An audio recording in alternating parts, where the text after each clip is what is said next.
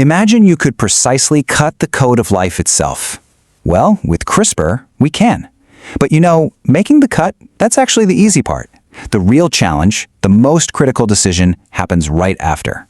How does the cell choose to heal? It faces two very different paths, a quick fix or a perfect repair. And that choice, between what we call HDR and NHEJ, it changes absolutely everything. So this is the question at the very heart of our story today. When the blueprint of life gets severed, how does it put itself back together? Does it go for a quick patch-up job, just to survive? Or does it meticulously rebuild, following the original design to the letter? This whole explainer is about that critical cellular decision. Every story has that one moment that kicks everything off. For us, it's this, a double-strand break in the DNA. An enzyme, guided like a tiny molecular scalpel, makes a clean cut right across the helix. And just like that, the cell is officially in a state of emergency. The second this break happens, alarm bells start ringing inside the cell. A whole crew of repair proteins rushes to the scene. And right there, the cell faces a fork in the road.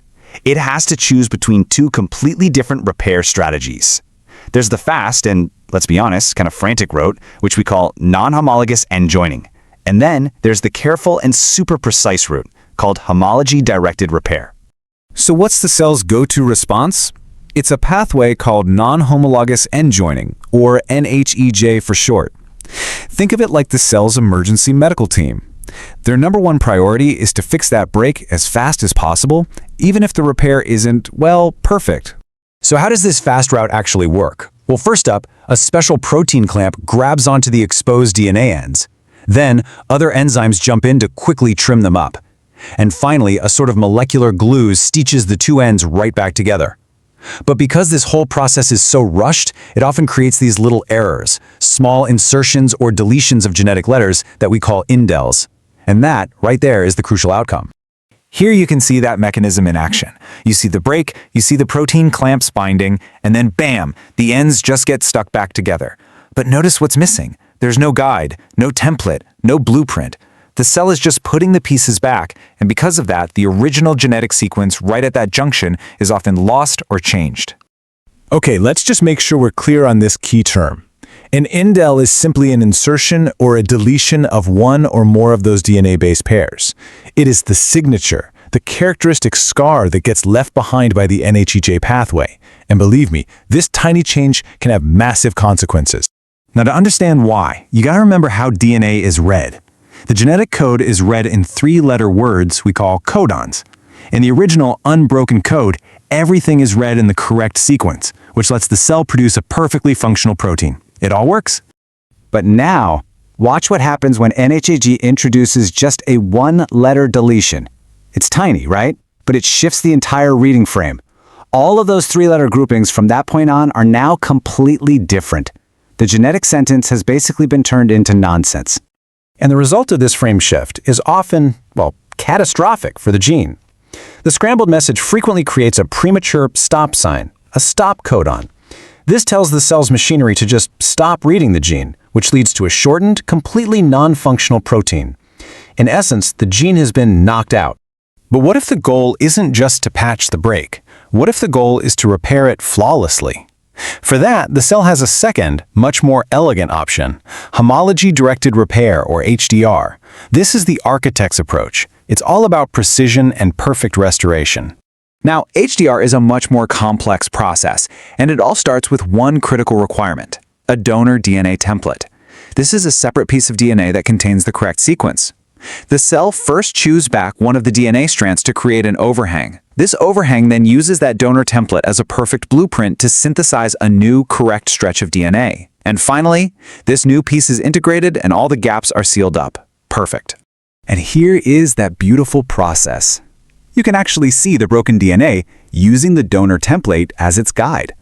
Unlike the quick and dirty fix of NHEJ, HDR uses this template to make sure the repair is absolutely perfect, correcting the gene back to its original state, or even to a brand new sequence that we want it to have. So we've got two very different pathways with two very different outcomes. One is fast and disruptive, the other is slow and precise. So what is it that makes the cell choose one over the other? The first and honestly most striking difference is just their efficiency. NHEJ is the cell's workhorse. It handles the vast majority of repairs, no problem. HRD, the precision pathway, is a much, much rarer event. And that huge difference presents a really fundamental challenge for scientists who want to do precise gene editing. So why is HDR so much less frequent? Well, the crucial factor here is the cell cycle. It turns out that the complex machinery required for HDR is only switched on during the S and G2 phases. That's when the cell is actively replicating its DNA and has a perfect copy, a sister chromatid lying around to use as a natural template. In the other phases, NHEJ is pretty much the only game in town. This table really sums it all up perfectly. HDR, it needs a template, it's super precise but not very efficient, and it's limited to certain parts of the cell cycle. NHEJ, no template needed, highly efficient but imprecise, and it's always on. And this simple difference defines how we use them. We use HDR for gene correction, and we use NHEJ for gene knockout. Okay, so how does all of this actually play out in the real world? This molecular choice isn't just some academic detail. It has profound implications for both medicine and research. The ability to push the cell toward one pathway or the other is exactly what makes gene editing so revolutionary. By harnessing the precision of HDR, scientists can now develop therapies that fix the root cause of genetic diseases. The recently approved therapy for sickle cell disease, Cas-GV, uses this exact process. The same idea is being applied to diseases like Huntington's, and it's even used to engineer more effective cancer-fighting T cells. That is the incredible power of precise repair. But hey, we should not underestimate the imprecise pathway. The gene-disrupting power of NHEJ is an equally critical tool. It lets researchers knock out genes one by one to find new drug targets or to create models of diseases in the lab. From improving our crops to controlling disease, intentional gene disruption is truly a cornerstone of modern biology. All right, so we've reached the end of our journey here. We've seen the two totally distinct paths a cell can take after its DNA gets cut, and we're seeing how scientists are learning to steer that choice to achieve some truly remarkable things. So let's just quickly summarize the most crucial points. CRISPR makes the cut, but it's the cell's repaired choice, HDR for precision and NHEJ for disruption, that really dictates the final outcome. HDR is the engine powering these amazing gene correction therapies, while NHEJ is the workhorse driving fundamental genetic research. And this leaves us with a final, fascinating thought to chew on. We now have the ability to either perfectly rewrite our genetic code or to strategically break it. One path gives us the hope of curing inherited diseases that have plagued us for generations. The other accelerates our basic understanding of life itself.